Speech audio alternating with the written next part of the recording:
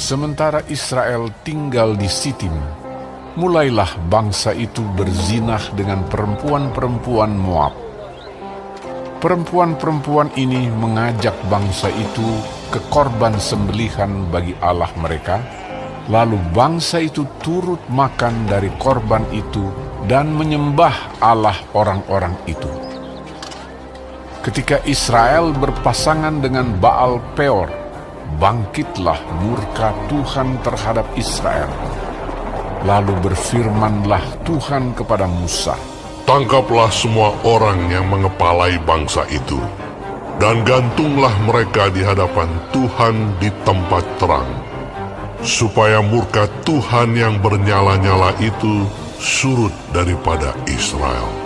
Lalu berkatalah Musa kepada hakim-hakim Israel, "Baiklah, masing-masing kamu membunuh orang-orangnya yang telah berpasangan dengan Baal Peor." Kebetulan datanglah salah seorang Israel membawa seorang perempuan Midian kepada sanak saudaranya dengan dilihat Musa dan segenap umat Israel yang sedang bertangis-tangisan di depan pintu kemah pertemuan. Ketika hal itu dilihat oleh Pinehas, anak Eleazar, anak Imam Harun, bangunlah ia dari tengah-tengah umat itu dan mengambil sebuah tombak di tangannya, mengejar orang Israel itu sampai ke ruang tengah dan menikam mereka berdua, yakni orang Israel dan perempuan itu pada perutnya. Maka berhentilah tulah itu menimpa orang Israel. Orang yang mati karena tulah itu ada 24.000 orang banyaknya. Tuhan berfirman kepada Musa, "Pinehas, anak Eleazar, anak Imam Harun, telah menyurutkan murkaku daripada orang Israel. Oleh karena ia begitu giat membela kehormatanku di tengah-tengah mereka, sehingga tidaklah kuhabisi orang Israel dalam cemburuku.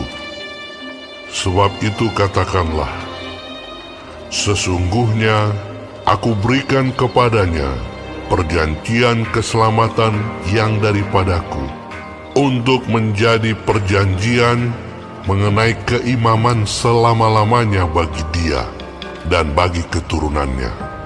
Karena ia telah begitu giat membela Allahnya dan telah mengadakan pendamaian bagi orang Israel." nama orang Israel yang mati terbunuh bersama-sama dengan perempuan Midian itu ialah Zimri bin Salu, pemimpin salah satu puak orang Simeon. Dan nama perempuan Midian yang mati terbunuh itu ialah Kosbi binti Zur. Zur itu adalah seorang kepala kaum, yaitu puak di Midian. Kemudian berfirmanlah Tuhan kepada Musa, "Lawanlah orang Midian itu dan tewaskanlah mereka.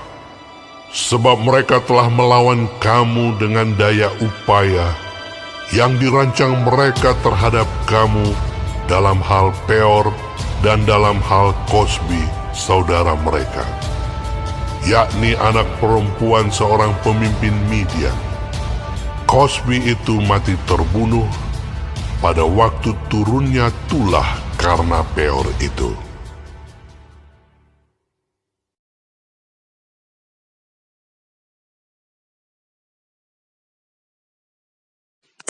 Shalom semua jemaat Tuhan, kembali kita di dalam pendalaman Alkitab Clearsight. Sekarang kita sudah memasuki kitab Bilangan 25. Tuhan Yesus memberkati.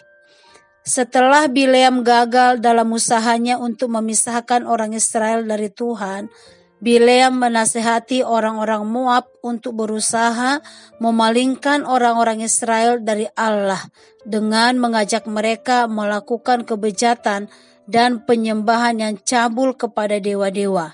Dan akibatnya Bileam dibunuh di dalam Bilangan 31 ayat 8 dan Yosua 13 ayat 22. Di dalam ayat 4, Mereka dihukum mati karena tingkah laku mereka yang melampaui batas, dan kegagalan mereka menjadi teladan di dalam hidup, dan kebejatan mereka di dalam seksual dan penyembahan berhala. Dan Pinehas bereaksi terhadap kemerosotan moral dan penyembahan berhala umat Allah dengan kemarahan yang kudus tentunya. Semangat yang luar biasa demi kehormatan Allah dan prinsipnya dinyatakan dalam kasihnya akan kebenaran dan kebenciannya akan dosa. Bangsa Israel berjinah dengan perempuan-perempuan kafir dan ikut-ikutan menyembah dewa bangsa kafir itu. Dan Tuhan marah dan menimpakan tulah atas Israel. Tuhan memandang serius akan dosa. Orang-orang yang telah hidup dengan perempuan kafir harus digantung. Puncak kejahatan Israel adalah ketika seorang Israel membawa seorang perempuan Midian ke kemah pertemuan. Akibat dari itu, Pinehas membunuh mereka. Kemarahan Pinehas yang meneguhkan kekudusan melawan dosa di dalam ayat 6-8 membuat Allah akhirnya menghentikan tulah tersebut, dan Tuhan mengadakan perjanjian mengenai keimaman selamanya dengan Pinehas. Bersikap sungguh-sungguh, bersemangat bagi Tuhan akan mendapatkan berkat yang besar dari Tuhan. Orang yang tidak setia memang akan dihukum oleh Tuhan. Sebaliknya, mereka yang setia akan diberkati oleh Tuhan. Ketegasan dan keberanian untuk melakukan kebenaran juga akan diperhitungkan Tuhan, bahkan akan sangat dihargai oleh Tuhan. Oleh karena itu, jangan pernah tergoda untuk melawan Tuhan dan berseberangan dengan kehendaknya. Ingatlah, dosa akan menghancurkan persekutuan kita dengan Tuhan. Sebaliknya, jangan pernah takut untuk melakukan kebenaran, walaupun kelihatannya kecil dan tidak berpengaruh apa-apa. Namun ingatlah bahwa Tuhan sangat menghargai orang benar dan yang berani membuat perbedaan dengan melakukan kebenaran. Bencilah terhadap dosa, dan bila jatuh ke dalam dosa, maka siaplah untuk menyelesaikannya bersama dengan Tuhan. Amin. Tuhan Yesus memberkati.